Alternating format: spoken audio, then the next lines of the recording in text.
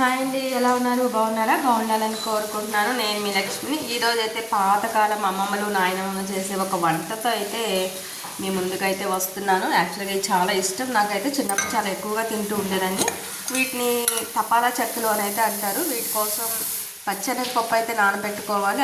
అలానే అల్లం, పచ్చిమిర్చి, జీలకర్ర మిక్సీ వేసుకుని హాట్ వాటర్ అయితే పెట్టుకుని అవి బాగా మరిగిన తర్వాత ఉప్పు, కారం, జీలకర్ర, అల్లం వెల్లుల్లి, అల్లం, పచ్చిమిర్చి, జీలకర్ర పేస్టు అన్నీ కలిపి కూడా కొంచెం బాయిల్ చేసుకోవాలి.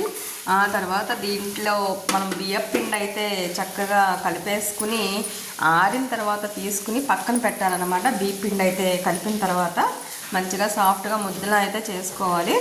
ఆరిన తర్వాత దాన్ని అప్పచ్చిలాగా మనం చెక్కలు ఎట్లా చేసుకుంటామో సేమ్ అదే టైప్లో కొంచెం మందంగా అండ్ అలానే కొంచెం ఉల్లిపాయ ముక్కలు కూడా యాడ్ చేసుకుంటే టేస్ట్ అయితే బాగుంటుంది అనమాట. ఆ పిండి అయితే పెట్టేసుకున్న తర్వాత దాన్ని అప్పచ్చిలాగా యాక్చువల్గా వెనకటి రోజులు ఎలా కాల్చేవాలంటే కట్టెల పొయ్యి మీద అట్ల పెనం కానీ మూకుడు కానీ పెట్టుకుని దాంట్లో ఆయిల్ పోసి చక్కగా కాల్చేవాళ్ళు. 3-4 డేస్ 5 డేస్ కూడా ఉండేవి.